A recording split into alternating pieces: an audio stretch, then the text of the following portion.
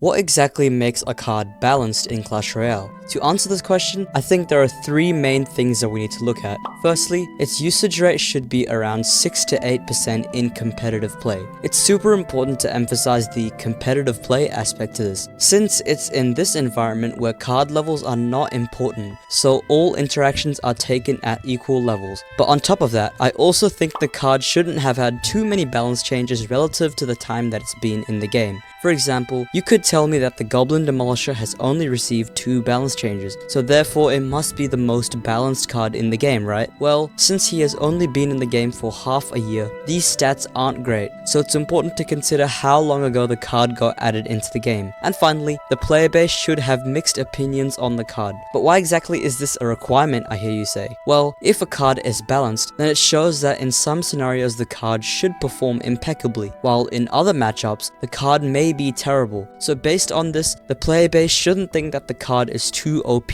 or trash every time. So based on this criteria, I want to analyze which card I think is the most balanced card in Clash Royale history.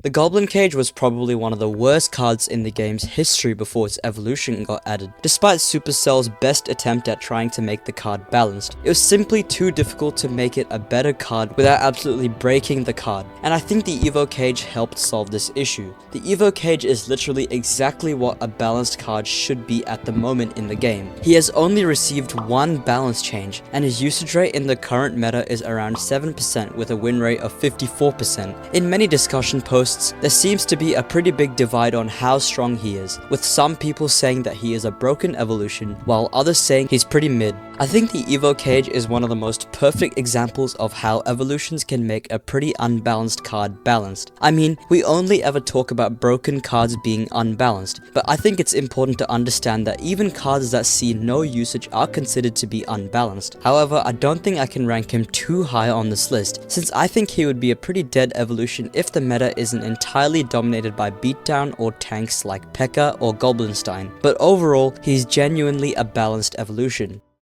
The Suspicious Bush is dead in the current meta because of how dominant small spells are, but I think it's actually one of Clash Royale's most balanced cards. When the Suspicious Bush got added into Clash Royale, I thought it was going to be overpowered, since it was similar to the Royal Ghost in that nothing can attack it while it's moving, but it's a win condition, meaning it takes the ability of the Royal Ghost and turns it into something that targets towers. But when it got added into the game, this quickly faded. Maybe it might have been super popular on its release day, which was partly due to the new playstyle that it invited, but I think it kind of has more to do with the fact that it was given to everyone for free, so it makes sense that basically all players would be experimenting with it, leading to its high usage on the first day. Even though it's only been out for 4 months, it has received a single balance change, which was the speed buff that it received in October. I also have not seen anyone complain that the Suspicious Bush is OP, neither have I seen many people complain that it's trash. In many posts that I've seen of this card, there seems to be a divide between players debating on whether or not it's strong or weak, and I think there is some truth to why players would see it as a strong card when it first got added, since it fits well into logbait decks, and if a defender has no clue how to defend the card, then it will tear through the tower. This is kinda similar to Warbreakers, but I also see the argument that it's weak, since it doesn't really stop players from putting Mega Knight on it and getting a whole Mega Knight to counter push with. Over time, the Suspicious Bush has been decreasing in popularity, since in the end it is a really gimmicky card that depends on a unique trick to get damage. But since most players at this point are aware of that gimmick, it's a free even elixir trade with something like a log or a zap when it's at the bridge. This is why I think the Suspicious Bush usage rate has slowly been decreasing over time, but I still think it's a pretty balanced card, and since release it's just been balanced, not too strong but not too weak, but over time I guess it will become more unbalanced as its usage and win rates decrease.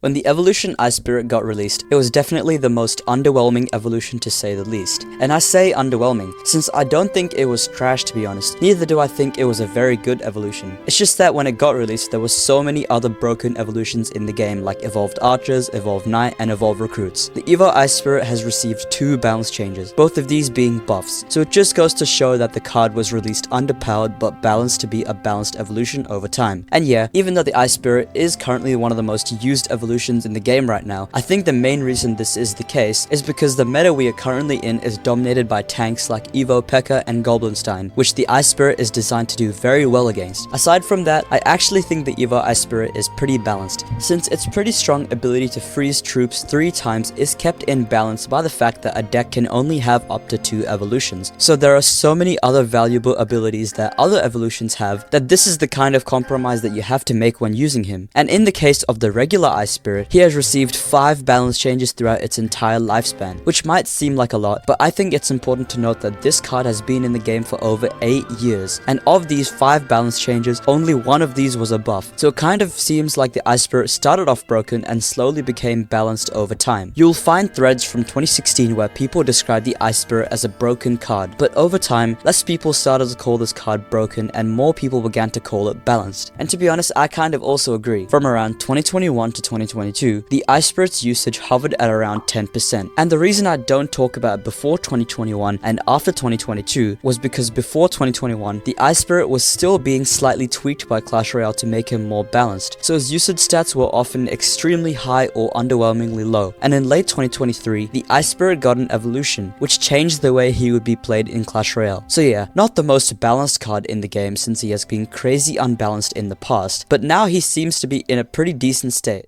It amazes me how ignored the Spear Goblins are in Clash Royale. I bet if you ask someone to name a 2 elixir card, no one would say Spear Goblins. They are truly one of the most overshadowed spammy cards in the game, mostly because of how popular the Goblin Gang and the Bomber are, but the Spear Goblins are literally such a basic card that I doubt anyone would complain about the card. I made a brief mention of this in my video of why 2 elixir cards are so good in Clash Royale, where I talked about how 2 elixir cards are cheap enough where they don't feel like too much of an elixir overcommitment, but not too powerful where they get too much done. And I think that the Spear Goblins fit really well within this criteria. It is a balanced card in that you get exactly what you pay for. You don't get too much DPS, nor do you get a card that is exceptional at any task. It's not great on defense nor on offense, yet its usage and win rates have basically been balanced throughout the card's entire history, aside from 2016 and 2017, where for some reason 2 elixir cards were on a rampage. The Spear Goblins in recent times have had around a 7% usage rate with around a 55% win rate. The reason its win rate is so high in competitive play is because the players that use it make use of it in high skill decks such as Minor Magic Archer or Double Prince Bait. For this reason, I think the Spear Goblins are one of the most balanced yet underrated cards in Clash Royale history.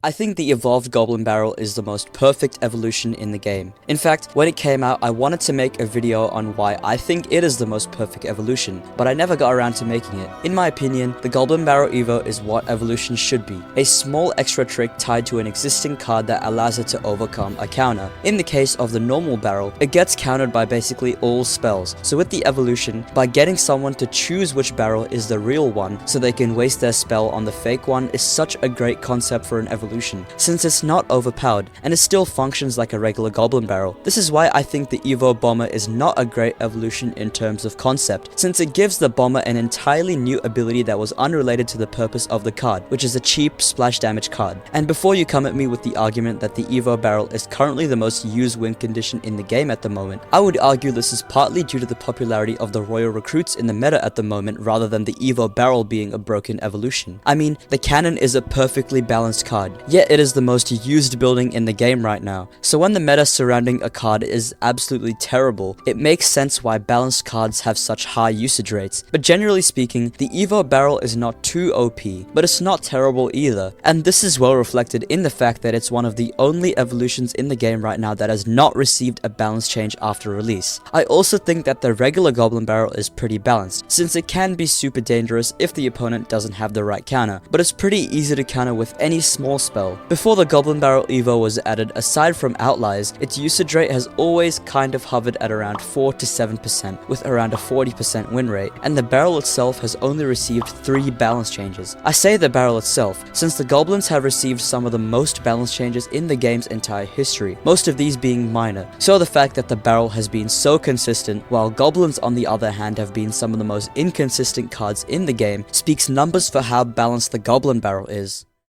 I think the Cannoneer is a pretty balanced card in Clash Royale at the moment. I feel like I'm probably going to get a lot of comments talking about how the Cannoneer was broken when Clash Royale nerfed the Dagger Duchess, so it can't possibly be a balanced card. But I think that the Cannoneer is and always has been just balanced. I mean, the same can be said about the Princess Tower, but I think it's kind of weird to talk about how the Princess Tower is balanced, since it's always been the same throughout Clash Royale's history. Sure, the Cannoneer has been strong at some times and weak during others, but I would say this is more to do with the meta within the game that causes a tower troop to seem overpowered. Tower troops are weird, since you don't really build a deck around a tower troop, but instead you choose the best tower troop that goes along with the deck, which is why the Cannoneer has only received 2 actual balance changes. The balance change it received at the start of the year was to fix its range problem, where it wouldn't target something if it was pulled to the center, so I'll just consider that as, I guess, a maintenance change rather than something that was actually used to change the card. The Cannoneer has so many different advantages and disadvantages, meaning it's not a completely broken card.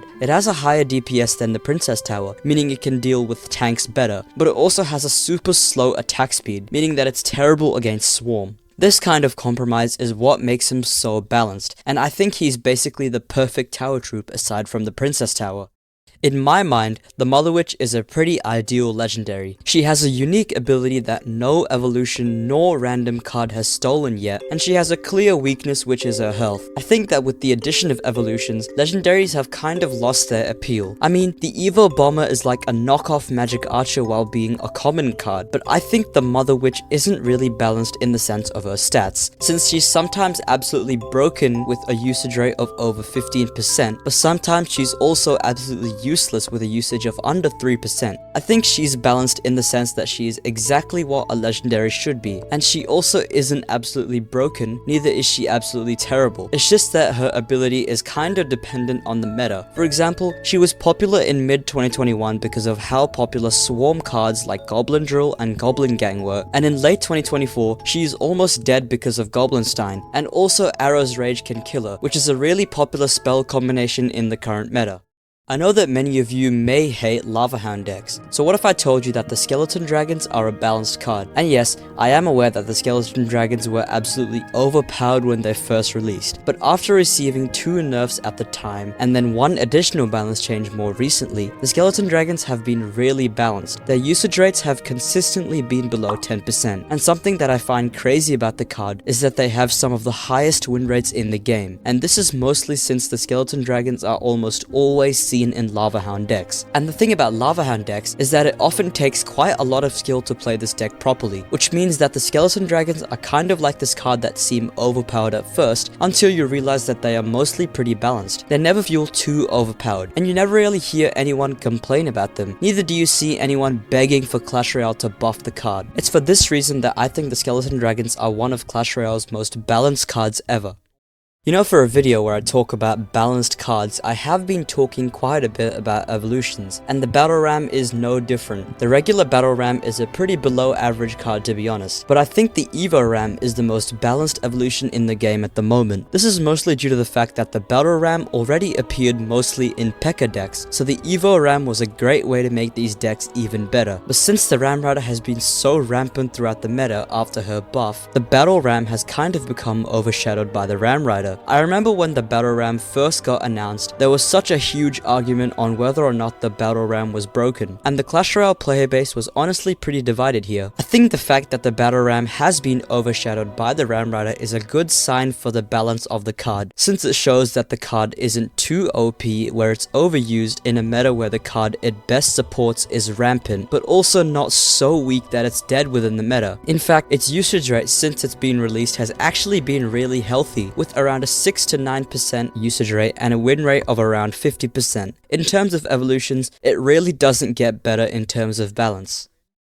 I think this one wouldn't come as a surprise to more seasoned Clash Royale players, but the Electro Spirit is the textbook definition of a balanced card in Clash Royale. It has never received a single balance change throughout its entire existence within Clash Royale, and to be honest, I think it's probably never gonna get a balance change. The Electro Spirit has clear advantages and disadvantages to using him. His biggest advantages include the ability to stun troops and also hit a chain of up to 9 troops, making him unique from the other spirits, who tend to have a small radius where they deal deal splash damage in. However, the biggest disadvantages to using the Electro Spirit is his reduced damage, which is lower than the Fire Spirit, but also the fact that he can actually be used to activate the opponent's King Tower if placed alone. And I think this is the reason that this card is so perfect. His advantages are perfectly balanced with his disadvantages, so he's not broken at all. But he's also not absolute trash, and I would rank him as the most balanced card in the game if it weren't for his inconsistency in usage throughout his entire time in this game. There have been some times where the E-Spirit sees almost no usage, and then other times where his usage is above that 15% that crosses the line on whether or not a card is balanced anymore. In recent times, he has hovered at around a 5 to 6% usage rate with around a 50% win rate, so he is basically as balanced as he can be in the current meta. I'm gonna say it. I think the Hog Rider is a balanced card. I already know that mid-ladder players are gonna be furiously commenting about why the Hog Rider is definitely not a balanced card, and I can kind of agree, since I was stuck in mid-ladder for so long because of all these weird Hog Rider Firecracker decks. But in mid-ladder, Hog Rider is overpowered because he's often over-leveled, and mid-ladder players don't have the reaction time, nor do they care enough to learn the correct placements of buildings or cards with perfect timing to counter the Hog Rider perfectly. In competitive play, I'd say the Hog Rider has always been perfectly balanced. Sure, in the earlier days of Clash Royale, he was one of the most used win conditions, but I'd argue that's because it was more difficult to react to a Hog Rider at the bridge at the time, and over time, as players learn to expect it more, they can counter him easier. I also think that this was the case because the Hog Rider was one of the only win conditions at the time in the game, so it makes sense why it was pretty popular. Even from discussion forums I found at the time from 2016 to 2017, there seems to be so many differing opinions on whether or not this card needs a nerf or it is balanced. And this is the same as what you see with the Mega Knight, with mid-ladder players complaining that the card is overpowered and competitive players arguing that the card is below average. The Hog Rider has received only 3 balance changes, and the last time he was changed was over 6 years ago. For a card that has been out since 2016, this is absolutely insane balancing stats, considering that it's not only such a controversial card, but also since the Hog Rider has consistently maintained around a 10% usage and a 40% win rate in competitive play. For this reason, I think the Hog Rider is up there as one of the most balanced cards in Clash Royale history. There are some cards that I wanted to mention in this list that I think are pretty balanced cards, which I feel like some people would comment that I didn't mention, so I'll mention it now. The Skeleton Barrel, the Bats and the Evolved Bats, the Baby Dragon, the Musketeer. I feel like this card is so rarely talked about that many people would actually forget to mention it, but I think the Flying Machine is the most balanced card in Clash Royale history. For a card that appears in so many meta decks, the Flying Machine hasn't really been talked about that much. I mean, the Flying Machine appears in Royal Recruits decks, Lava Hound decks, Royal Hogs decks, and even recently P.E.K.K.A decks, and to me it kind of makes sense, since it's supposed to be this fireball bait kind of card, since it's pretty annoying to kill without spells because of its large range and ease of play. But something about this card that's always confused me is how balanced it is. I mean, this card almost perfectly fits the stereotype of a balanced card in Clash Royale. The card has been in the balance changes only once in its entire lifespan in the game, and keep in mind here, this card has been in the game for as long as the Mega Knight, so it's been around 7 years since this card first got added. And adding to that, this balance change occurred around 5 years ago back in 2019, so the fact that this card has barely been touched at all and is still this popular is so insane to me. And adding to that, this card maintains around a 6 to 10% usage rate no matter how crazy the meta is, so this shows truly how balanced this card is. I mean, with the other cards on this list, they have at least one aspect of it that doesn't fit into the criteria of what makes a card balanced. But nope, the Flying Machine is truly the embodiment of a balanced card, and I would argue that it is actually more balanced than the Electro Spirit, since even though that card has not received any balance changes, its usage rates are heavily dependent on what's what's meta and what isn't, since sometimes the card can be useless and then other times the card is the most used spirit in the game. It is for this reason that I think the Flying Machine is the most balanced card in the game, and I don't think there will ever be a card as balanced as the Flying Machine. Just to name a few points, it has a balanced healthy usage rate, it hasn't been balanced in over 5 years, it's only received one balance change, and it's been in this game for over 85% of its entire lifespan. Name a more balanced card. I'll wait. I hope you enjoyed this video though. Thanks for watching.